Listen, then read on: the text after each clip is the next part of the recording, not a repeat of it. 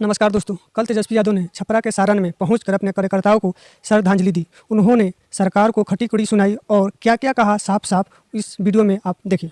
हम लोगों की इच्छा थी, लेकिन आप लोग जान रहे कि प्रशासन द्वारा हम लोगों को अनुमति नहीं थी मिलने की, लेकिन फिर भी हम लोग जो पीड़ित परिवार है इनको न्याय मिलना चाहिए। घर में एक जवान बेटा इन्होंने खोया है तो इंसाफ जो है मिलना चाहिए।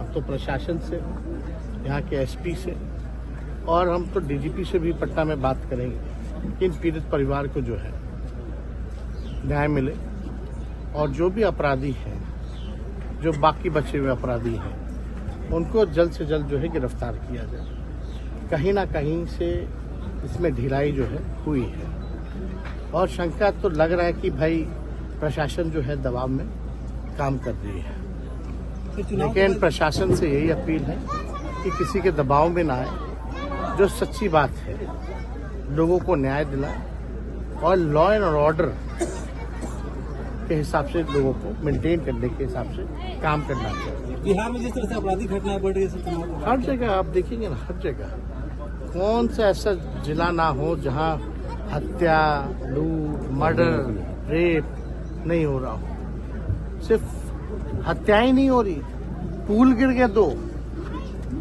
पेपर लीक हो गया, भ्रष्टाचार बढ़ गया। आप बताइए, लगातार जो है पेपर लीक हो रहा है, लगातार जो है पुल गिर जा रहा है, लगातार रेल का एक्सीडेंट हो रहा है, लेकिन इस पे प्रशासन के लोग चुप हैं।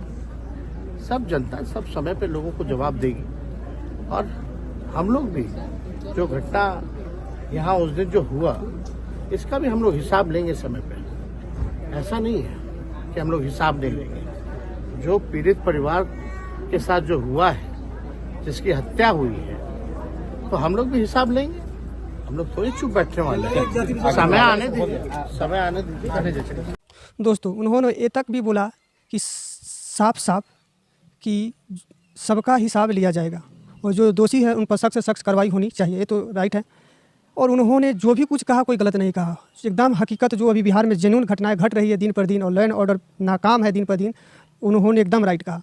और क्यों ना कहे भला, जिसकी कार्यकर्ताओं के साथ इस तरह घटना हुआ, माने वोट के जगह पर राजनीति, इनमें कार्यकर्ताओं को एक दूसरे को जान लेने की क्या ज़रूरत है।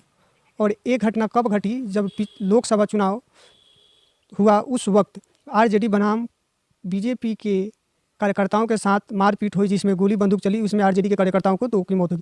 आखिर बताइए, उस माँ के बेटे के ऊपर क्या बीता होगा, उस माँ के ऊपर क्या बीता होगा जिसे अपने बेटे को खोने का गम। आखिर इन प्यारी भोली भाली जनता इन सरकार की बातों में ना पड़कर जाति के धर्म पर, धर्म पर अगर भेदभाव ना करते, ना एक दूसरे के जानी दुश्मन बनते, तो कितना कुशल बिहार रहता। लेकिन ये बिहार पता ना कब सुधरेगा, इसी बात की चिंता हमेशा इस बिहार वासियों को ड्राई रहती है। इन माँ का क्या दोष था जो अपने बेटे को जिसने जन्म दिया उसी आंखों के सामने उन्होंने मरते हुए देखा।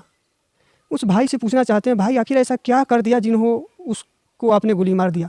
अरे ज़्यादा गुस्सा था, 2-4 थप्पड़ ने 2-4 लाठी मार देते, लेकिन इससे हो जाता, लेकिन जान से मारने की क्या ज़रूरत थी। लेकिन इन सारे नेताओं जो भी हो, आखिर अपने कार्यकर्ताओं को हमेशा क्यों बलि दिलवाते हैं। आपस में लड़ते झगड़ते, जाति नाम के भेदभाव पर राजनीति करते हैं, दोहरे राजनीति करते हैं, जिसकी वजह से हमारे पब्लिक को इतनी दशा होती है जिसका कोई हद हिसाब नहीं। और प्यारे दोस्तों, ये भी आपको बताना चाहते हैं, जो विजय सिन्हा भी फिलहाल एनडीए सरकार की डिप्टी सीएम है और वो बीजेपी के नेता, उन्होंने क्या कुछ पलटवार करते हुए कहा, आपकी स्क्रीन पे है। नेता प्रतिपक्ष तेजस्वी यादव जी, अपनी पद की गरिमा रखिए, धमकी की भाषा का इस्तेमाल नहीं करें। मत भूलिए कि आप संवैधानिक पद पर बैठे हैं। आपकी इस गिदड़ भभकी से कोई डरने वाला नहीं है। आखिर आप किस तरह के हिसाब किताब की बात कर रहे हैं। ये सही है कि आपकी पार्टी की पहचान तो इसी तरह की धमकी वाली भाषा और गुंडागर्दी की रही है, लेकिन इससे भी आप बाहर निकलने का प्रयास क्यों नहीं करते। आपका हिसाब किताब जनता कर रही है। लोकसभा चुनाव में जनता ने आपको हिसाब किताब कर दिया है, बचा कुचा हिसाब किताब विधानसभा में पूरा कर देगा। और प्रशासन के लोगों को आप क्या कह रहे हैं कि फिर सत्ता में हम आ जाएंगे। सपना देखते रहिए, कोई मनाही नहीं है, लेकिन प्रशासन को धमकी की भाषा में डराने का प्रयास मत करिए। एक बात समझ लीजिए कि अब आपके माता पिता का राज्य नहीं है, यह माननीय मुख्यमंत्री नीतीश कुमार और माननीय नरेंद्र मोदी जी की डबल इंजन की सरकार है, जहां न्याय के साथ विकास होता है, न बचाते हैं न फंसाते हैं, कानून का राज स्थापित होगा।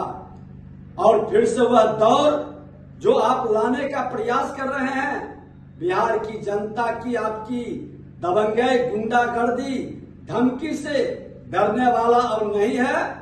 जनता पूरा हिसाब करेगी। और आप एक ब्लैकमेलर जो कहता है कि आपका फोटो है, आपका रिपोर्ट है, वीडियो है, आप सही जांच करिए नहीं तो जारी कर देंगे, ये भाषा एक आपराधिक मानसिकता का सूचक है। और इस तरह की भाषा संवैधानिक पद पर बैठे व्यक्ति का लिए खुला चुनौती है कि आपके पास जो वीडियो है, जो फोटो है, जो प्रमाण है, आप उपलब्ध कराइए, क्योंकि संवैधानिक पद पर बैठा व्यक्ति साक्ष्य को छुपाता नहीं है और साक्ष्य छुपाने वाला सबसे बड़ा अपराधी होता है। आपको खुला चुनौती है, 24 घंटा के अंदर जो भी साक्ष्य उपलब्ध कराइए, और नहीं उपलब्ध कराते हैं तो ये ब्लैकमेलर की भाषा, ये गुंडागर्दी की भाषा, गुंडा की भाषा बिहार की जनता नहीं सुनेगी और आपको कभी स्वीकार नहीं। अच्छा मेरे दोस्तों, ये बताइए इन्होंने तेजस्वी यादव इसमें क्या धमकी दिया और किस मर्यादा का उल्लंघन किया, किस भाषा का उल्लंघन किया? उन्होंने तो साफ साफ रिक्वेस्ट ही नहीं किया कि जो भी दोषी उस पर कार्रवाई किया जाए। क्या लॉ एंड ऑर्डर जिस तरह से नाकाम हो रहा है उस तरह से आपको दोषी, लेकिन आपको इतनी मिर्ची क्यों लग रही है? हमको ये नहीं समझ में। आप दोषियों पर कार्रवाई कीजिए, आप लॉ एंड ऑर्डर पर कार्रवाई करिए, आप अपने सरकार के ऊपर देख नहीं रहे हैं। दूसरे की मतलब कहावत एक सुने हैं ना, कोई बोल देता है भाई तुम्हारा कान कौवा ले गया तो कौवा के पीछे पड़ गया। अरे अपना कान देखिए, आप अपना काम अच्छे से कीजिए। लोग क्या कर रहा है इससे आपको क्या लेना देना है? आप काम अच्छे से कीजिएगा तो आपको कोई नहीं। और ऐसे भी आप सत्ता में है मंत्री जी, तो आपसे कोई भी सवाल कर सकता है, इसमें गलत क्या है सवाल करना? दोस्तों धमकी का बात करें, इसमें उन्होंने क्या धमकी दिया? प्यार से तो ही समझा रहे, प्यार से तो रिक्वेस्ट करें, और आपको धमकी लग रहा है तो मानिए धमकी, और देना भी जरूरी है। आप लोगों अगर काम अच्छा से करते तो आपसे इस तरह बात नहीं किया जाता। और आपको अगर लग रहा है धमकी या रिक्वेस्ट, जो भी समझिए, समझना जरूरी है, नहीं समझिएगा तो फिर काम अच्छा से कहाँ होगा। इसलिए विपक्ष को सत्ता पर इतना हावी रहना जरूरी है, सत्ताधारी पक्षों पर, ताकि अपना काम अच्छा से निभाए। और विपक्ष का काम है, विपक्ष का धर्म है कि सत्ता से हमेशा सवाल करते रहे, हर एक घटनाओं छोटी से छोटी हो उसका उजागर करे, ताकि सरकार अच्छा से अपना कर्तव्य का पालन करे और काम अच्छा से